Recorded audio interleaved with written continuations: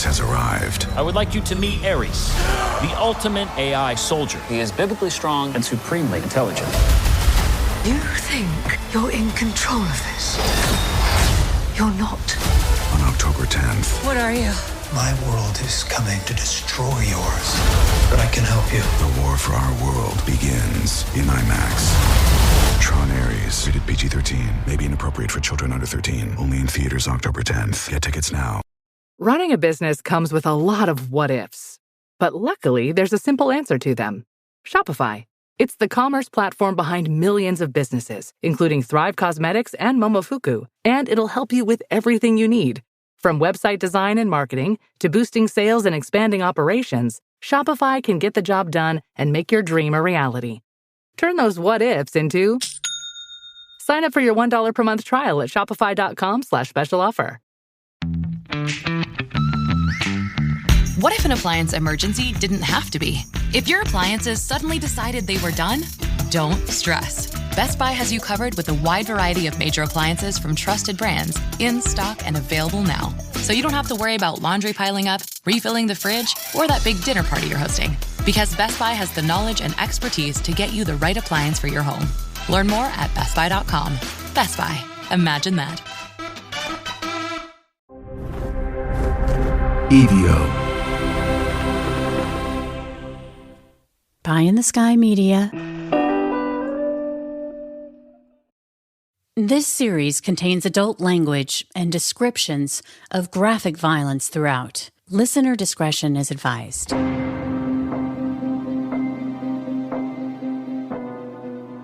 Welcome back to Criminal Mischief with Carolyn and Brandon. You're listening to episode 151, Things That Go Bump in the Night. It was a few weeks into the school year at Pocatello High. That morning, September 22nd, 2006, there was a chilly autumn breeze, but also clear blue skies and rays of bright yellow sunshine. That kind of fall weather, added to the steady hum of excitement bustling inside the school hallways, well, it gave a feeling of hopefulness. A new school year, and the Friday night lights were in full swing. Add to that the thrill of homecoming, dressing up, having fun with your friends, potentially dancing with your crush, and of course, those high school after parties. Exciting times. But on that morning, students just happened to be filming in the halls, a video for an upcoming project.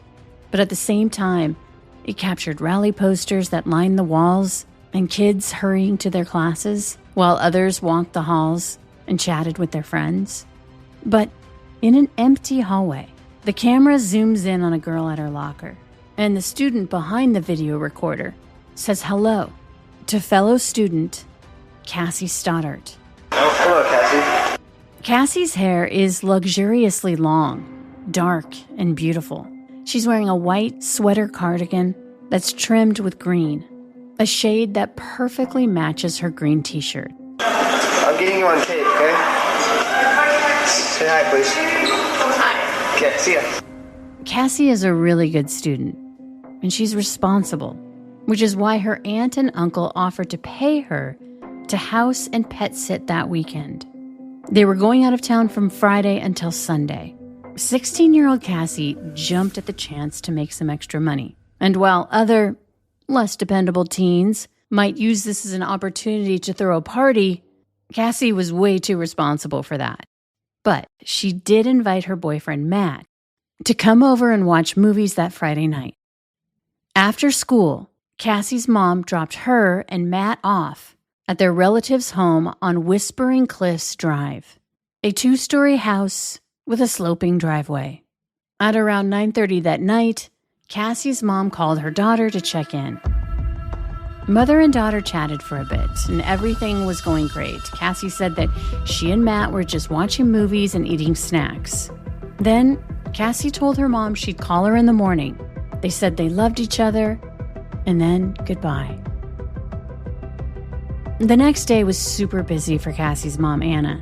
But later, that Saturday afternoon, she realized Cassie hadn't called her that morning like she said she would.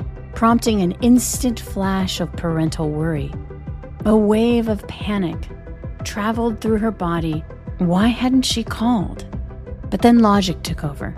The protective mama bear realized her daughter was growing up. She was 16 and super responsible. And so Anna dismissed the flood of momentary worry as fast as it came. Besides, they lived in Pocatello, Idaho, a quiet and safe place. What could happen? On Sunday, Cassie's aunt and uncle returned home. They burst through the front door, walking in and expecting a rush from the dogs, and maybe the cats if they were in the mood. But instead, they were met with an incomprehensible and gruesome scene. Their precious niece, 16-year-old Cassie Jo, was lying on the floor, dead in a pool of her own blood. Of course, they immediately called 911. Unfortunately, officers were on the scene before Cassie's mother, Anna, arrived. She'd been told her daughter had been murdered. Even so, as you can imagine, wild horses couldn't keep her from getting inside. She couldn't fathom or even make sense of the words that her daughter was dead. Police recognized the need for a mother to be with her child, no matter the circumstances. But still, they couldn't let her see Cassie this way. In fact, they were still processing the horror they'd seen themselves. The trauma that had been mercilessly inflicted on Cassie.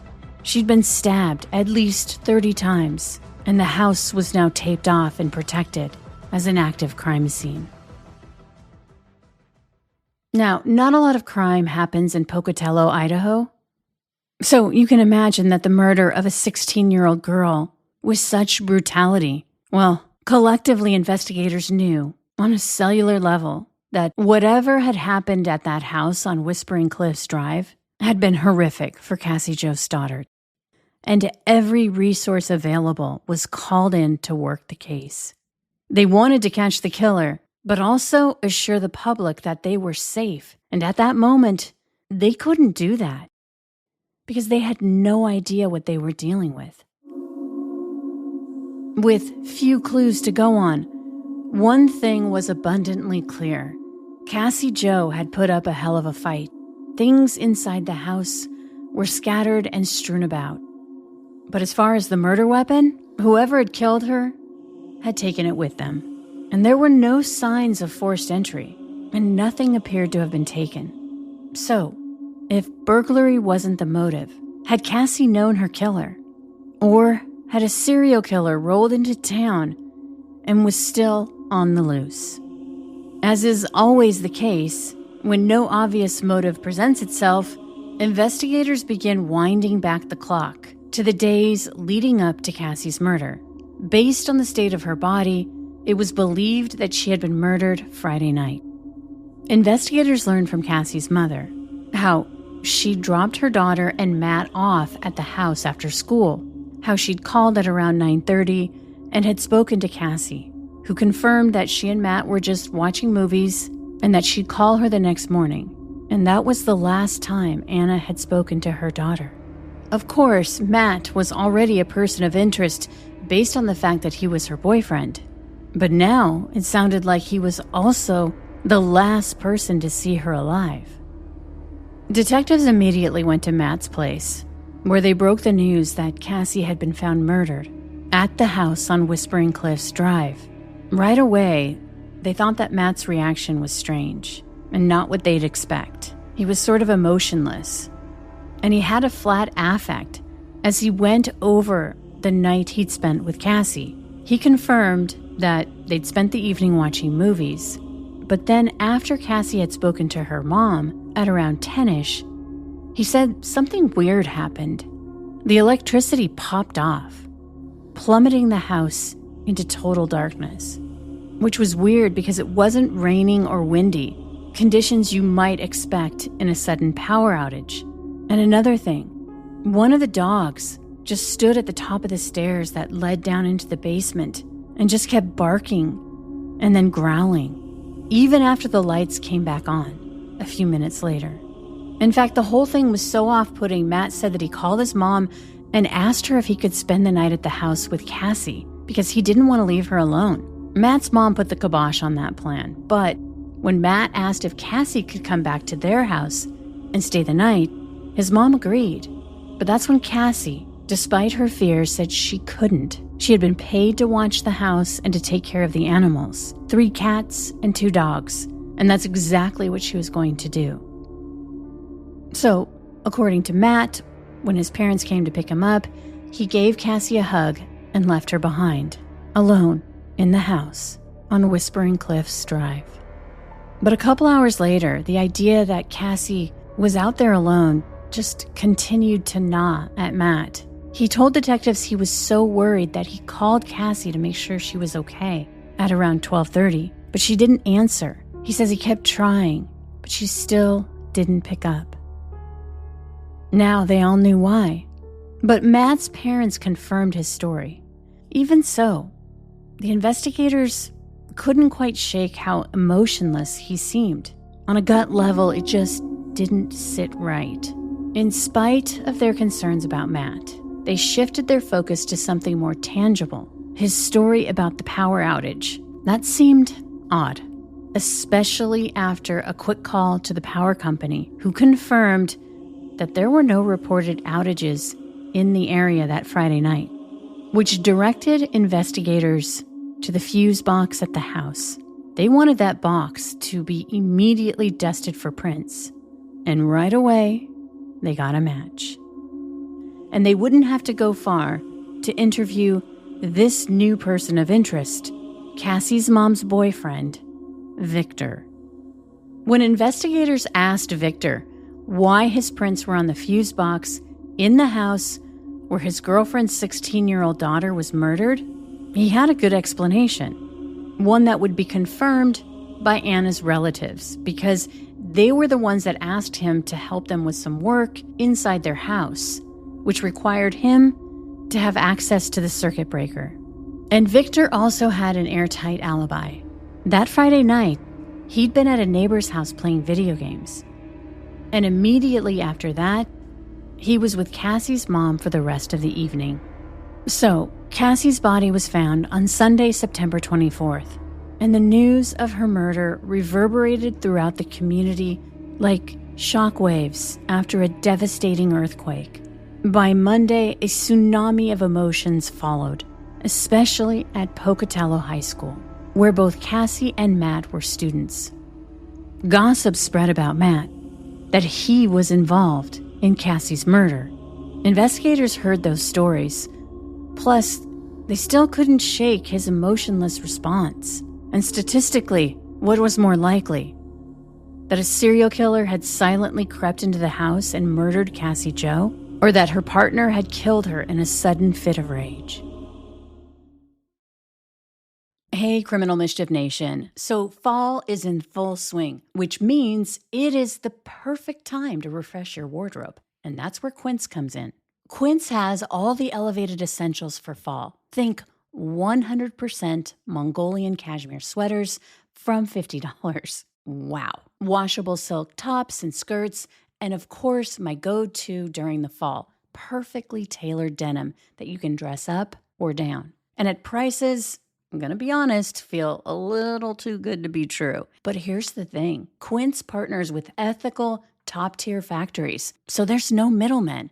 And then they pass that savings on to us. I recently ordered the most delicious and fun-to-wear black flare-bottom pants, which feel really expensive with just the right amount of stretch and thickness, with a midsection cut that adds a little design extra. And since the wool cashmere sweater I also ordered didn't break the bank, I'm now eyeballing one of their wool coats. Again, the design is just so classic, and the clothes are made with the kind of quality fabric that's built to last at half the price of a designer label.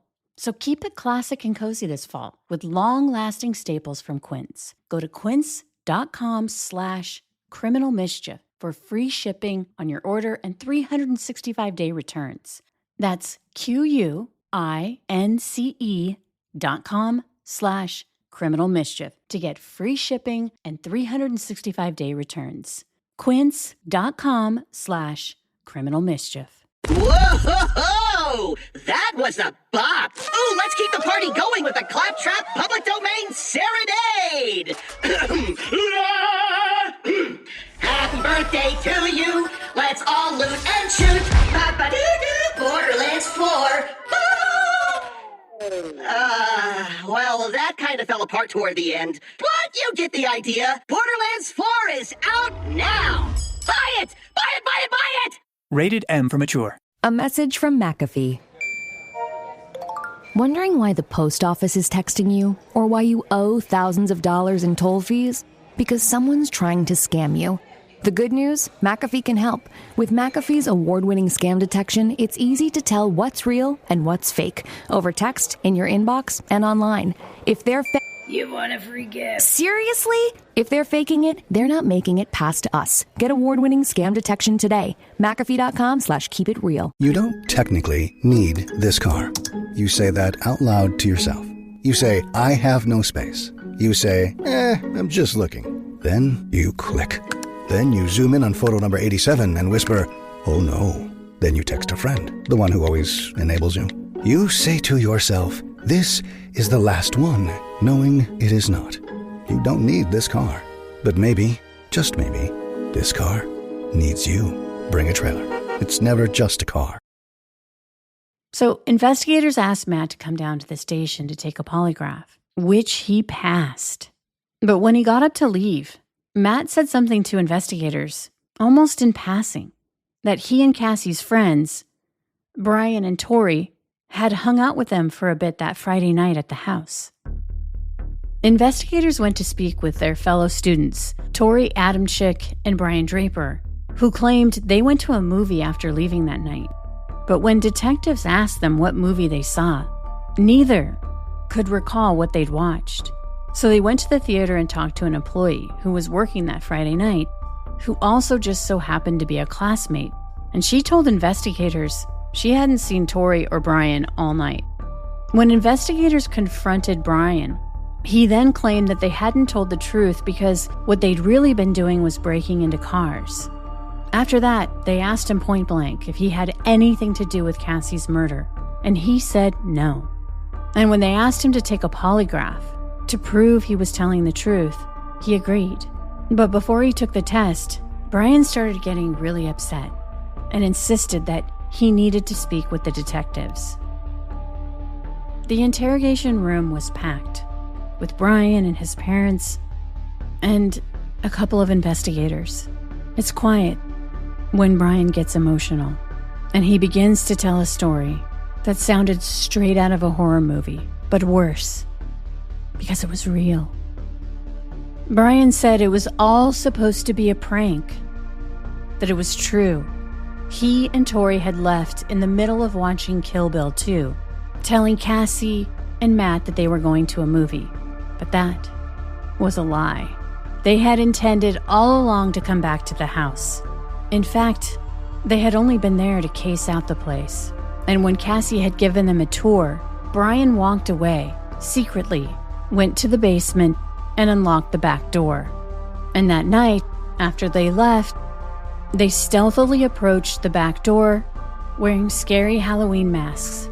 That it was Brian and Tori who had messed with the fuse box in an effort to scare Matt and Cassie, but to also lure them downstairs so they could scare them even more. It was all supposed to be a big joke, but after Matt was picked up by his parents, Brian and Tori stayed hidden down in the basement.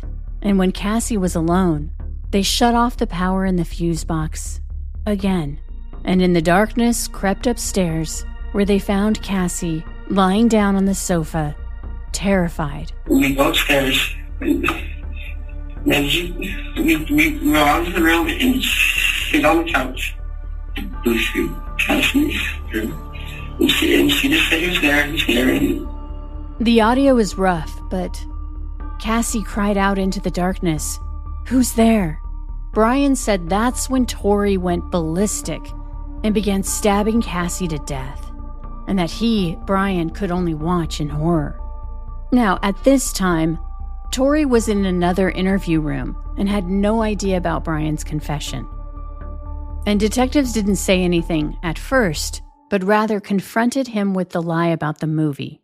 And Tori said that the only reason that they lied was because they didn't want to get in trouble for breaking into cars. But that's when investigators hit Tori with the truth, that Brian had confessed. And Tori immediately asked to speak to an attorney. Regardless, that day, both Tori and Brian were charged with first-degree murder. 2 days later, Brian would lead police to a remote area near Black Rock Canyon in Idaho, where he and Tori had buried evidence after Cassie's murder. Among the items were 2 dagger-style knives with sheaths, a silver and black-handled knife with a smooth blade, a folding knife, 2 absolutely terrifying full-face masks, and gloves. But it was a videotape investigators unearthed from that shallow hole that left no doubt that both Brian and Tori had carried out a diabolical, premeditated plan to murder Cassie. The teens had attempted to burn the tape, but experts had been able to repair the damage they'd done to the videotape. Remember at the beginning of the episode, those students that were filming footage around the school that Friday for a project? That was Brian and Tori. This video was captured at 8:22 a.m. Oh, hello, Cassie. I'm getting you on tape, okay? Say hi, please. Hi. Okay, see ya. Brian and Tori were documenting the beginnings of what they hoped to be their own real-life horror movie, starting with the murder of their classmate, Cassie Jo Stoddart. Brian is the voice behind the camera, and you can see Tori's face in the frame, who's behind the wheel as they both drive through the darkened streets of Pocatello, as they pontificate about their heroes, Ted Bundy and the Hillside Stranglers. Investigators would learn that both Tori and Brian were obsessed with horror movies, serial killers, and the Columbine school shooters. They themselves wanted to emulate these mass murderers. Here's Tori being recorded by Brian at around 8 o'clock the night before Cassie's murder. There should be no law against killing people. I know it's a wrong thing, but hell, you restrict somebody from it, they're gonna want it more. This footage was recorded roughly 30 minutes later that night. We found our victim, and sad as it may be, she's our friend. But you know what? We all have to make sacrifices. Our first victim is going to be Cassie Stoddart. She's going to be alone in a big, dark house out in the middle of nowhere. How perfect can you get? I mean, like, holy shit, dude. I'm horny just thinking about it. Hell yeah. That was Tori at the end saying, "I'm horny just thinking about it." Then the tape cuts to a clip of both Tori and Brian at school on Friday. They'd stolen away to the library during fourth period to record themselves, creating a death list. To happen tonight. So hopefully nothing will go wrong. Everything will go smoothly. We can get our first kill done, started, and we can keep going. They discussed how they tried to murder a classmate about 10 times, but couldn't because either they weren't home or their parents were there. We probably tried maybe 10 times for being home alone, so. Well, they have. The parents show up. As long as we're patient, you know, and we were patient, never getting paid off, because I missed us home alone. But now they could barely contain their giddiness because they'd been invited to go over to where Cassie was house sitting with Matt, and they were congratulating themselves because their patience had paid off. I'm sorry, Cassie's family, but she had number one. We have to stick with the plan. She's perfect. Brian said, "I'm sorry, Cassie's family. She has to be the one. She's perfect. We have to stick to the plan." From the video, investigators now have the complete picture of what happened that night, and it was more horrible and cruel than they could have ever imagined. After Brian and Tori left at around 9:30, telling Cassie and Matt that they were leaving to go to a movie in town, But really, they just drove down the street, sat in their car, and recorded this video. Here's Brian talking. We're here in his car. The time is 9:50, September 22nd, 2006. Unfortunately, we have the grueling task of killing our two friends, and they are right in that house just down the street. We just talked to them. We were there for an hour, but we checked out the whole house. We know there's lots of doors. There's lots of places to hide. I locked the back doors, so it's all locked. Now we just gotta wait. After that, they put on the gloves and slid their horror masks over their faces. Each of them had a long dagger. When they went back to the house, opened the unlocked back door, and crept inside. As they did so, they were living their dream of being real-life killers. They went to the fuse box for the first time and shut off the electricity. They did this to not only scare Matt and Cassie, but they wanted to lure them back downstairs. But Cassie and Matt were too terrified to go down into the basement. And that's when the dog was barking and growling at the top of the stairs, into the dark abyss below, where Tori and Brian were waiting. Then, Matt's parents came to pick him up at around 11 o'clock. Now, if you'll recall, Matt didn't want to leave Cassie alone, but Cassie stayed behind because she wanted to honor her commitment to watch over the house and the animals. Despite her fear, she gave Matt a hug goodbye, and then she walked back inside the 2-story house and shut the door. To her doom. Investigators now believe that if Matt hadn't left the house that night, he would have been murdered too. After Matt left, Tori and Brian shut off the power, again, hoping to lure Cassie down into the basement. But she was lying on the couch, terrified. The house was pitch black. As the mask-wearing teens climbed the basement stairs, feeling empowered and excited, as if they were entering a stage for the performance of their lives, their first kill. They hoped many more would follow. The masks were gruesome, and each teen clenched a sharp dagger as they searched the house for Cassie. Tori opened and slammed a closet door to scare her, and they found Cassie lying on the sofa, and she screamed into the darkness, "Who's there?" And they went in for the kill, stabbing her roughly 30 times, and then left her in a pile on the floor.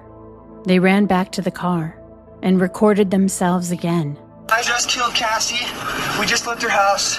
This is not a fucking joke. I stabbed her in the throat, and I saw her lifeless body just disappear. Dude, I just killed Cassie.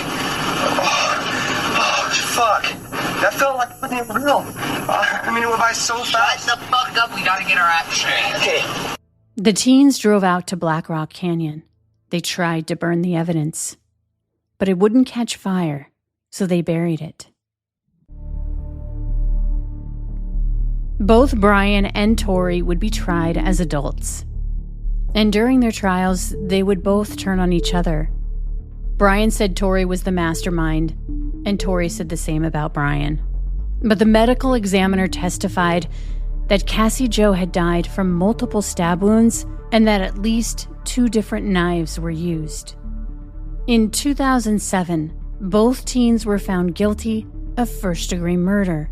They each were sentenced to life without the possibility of parole.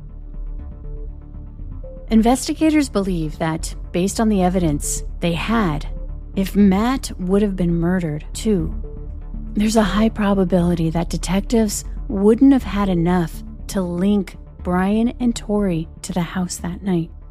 Prosecutors found a kill list with over a dozen other classmates' names, and their ultimate goal was to commit a Columbine-style shooting. We're ready. We're listening to the greatest rock band ever. We've waited for this for a long time. Pink Floyd.